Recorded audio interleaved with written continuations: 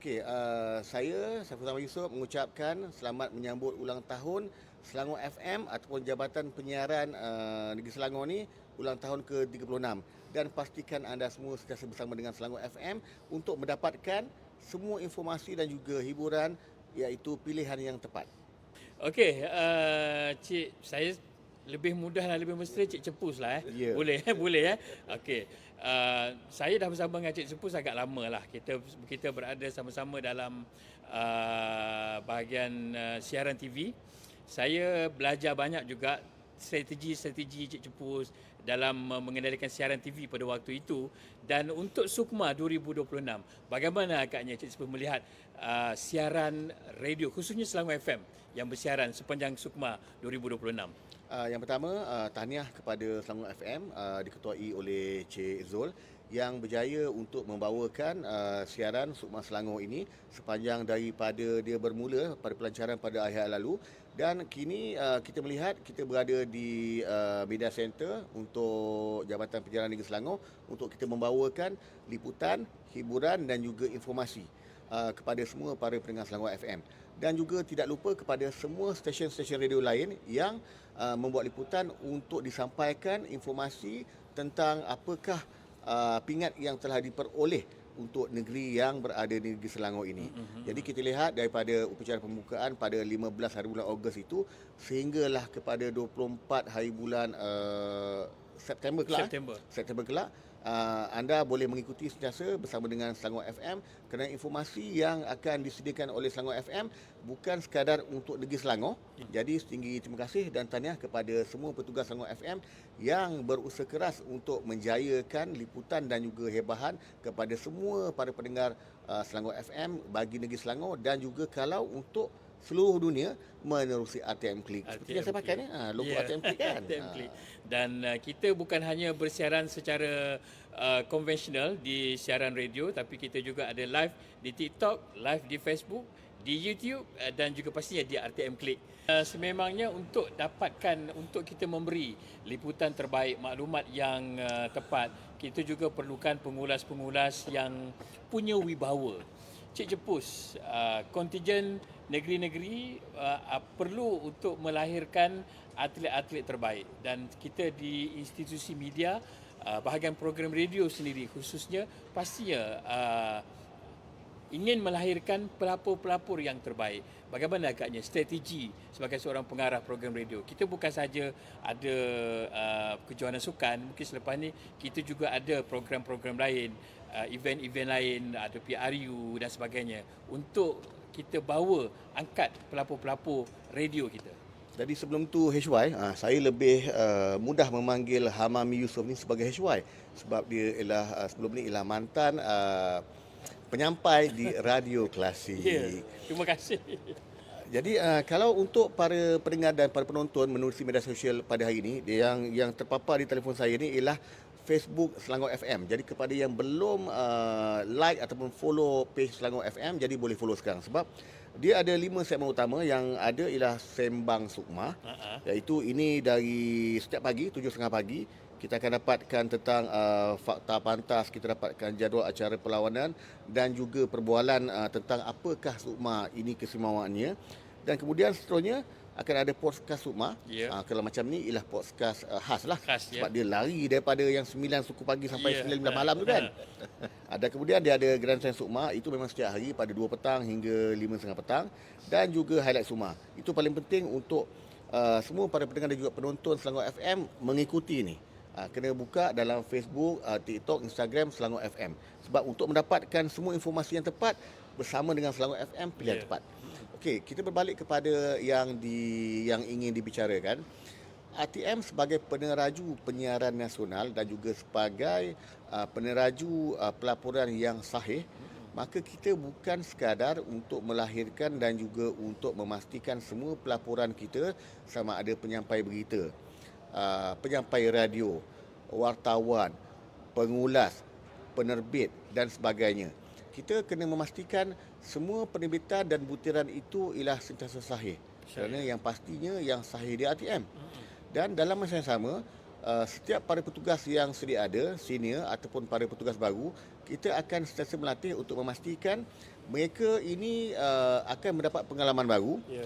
Kerana apa yang kita belajar sewaktu di universiti ataupun di college Ya. ataupun di IPTA, Ya. dia tidak ada do and don't. Betul. Sebab pengalaman itu perlu dilalui.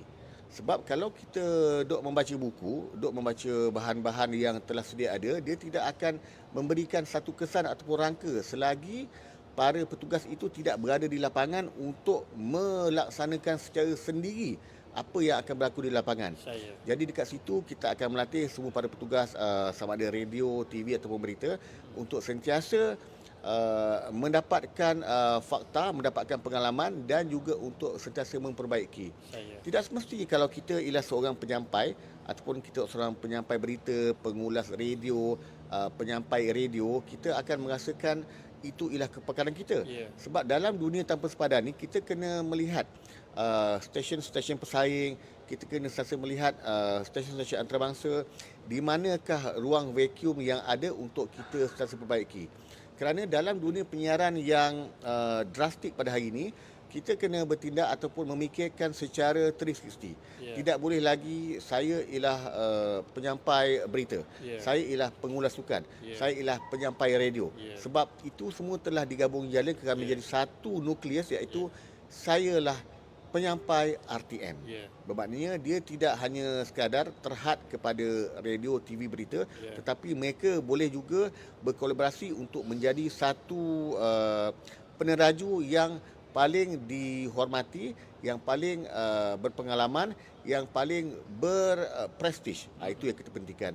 Sebab sebagai stesen penyiar rasmi negara, seperti lagu Persada Suara Kita kan, Ya. itu ialah lagu rasmi untuk radio Ya, RTM. ya. Jadi kita kena sentiasa meneroka keterbatasan dan juga kena sentiasa merintis sebarang kemungkinan.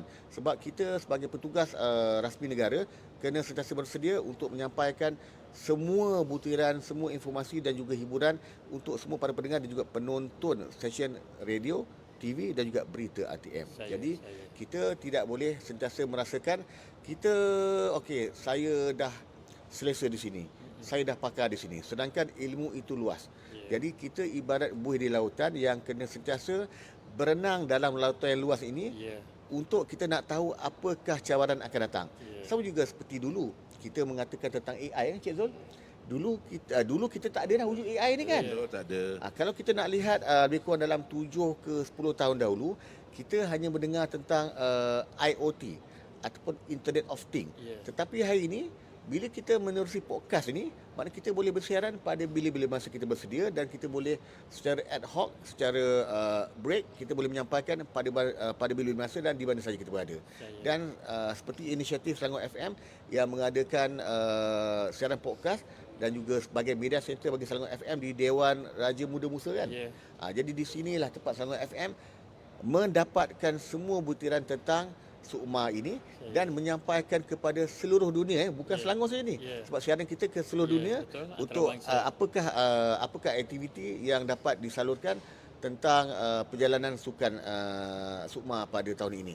Dan kalau kita lihat ni Hamami HY, Selangor nampaknya dah naik satu mata, 41 pingat nampaknya. Satu pingat, Jadi kita kena sentiasa bersedia dengan teks, ikon, grafik, audio, video untuk kita sampaikan semua butiran tentang negara ini kepada seluruh dunia. Baik. Akhir sekali, Cik Zul, kata-kata semangat untuk penonton Selangor FM. Okey. Pertama sekali saya ingin ucapkan terima kasih kepada para penonton, para pendengar, pendengar setia yang mana mengikuti bermulanya Sukma ini dan berikan reaksi ataupun maklum balas yang boleh kami memperbaiki je lagi, supaya mutu siaran kami, penyampaian kami ini akan memberi lebih kesan. Saya tersentuh dengan kata Cik Cipus, tapi bukan dalam podcast, tetapi dia kata yang paling penting ketika ini dalam dunia penyiaran, bagaimana you touching the hearts your listener. Kalau radio listener, kalau TV the heart your viewers. Betul. Now itulah sekarang ke arah itu. Tak kira lah sahabat you sebagai seorang pengulas, you sebagai seorang reporter, you sebagai seorang producer, perlu memikirkan ke arah how you boleh touching the heart of your listener, the heart atau hati pendengar dan hati penonton kita. Terima kasih banyak-banyak. Cik Jepus, kata-kata khas untuk petugas-petugas radio RTM yang ada di Sukma 2026.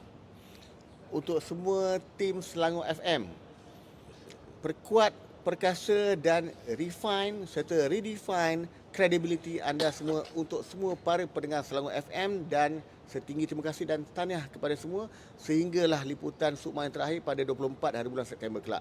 Jadi tahniah kepada semua petugas Selangor FM dan terima kasih kepada semua para pendengar Selangor FM sama ada di negeri Selangor ataupun di seluruh dunia. Tidak kira di mana anda jua berada. Jadi terima kasih dan tahniah.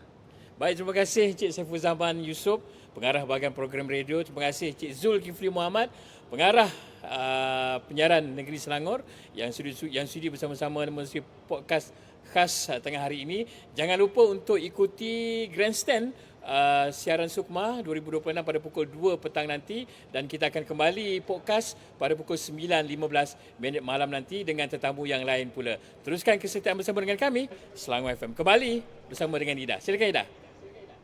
Ya, terima kasih untuk rakan tugas saya di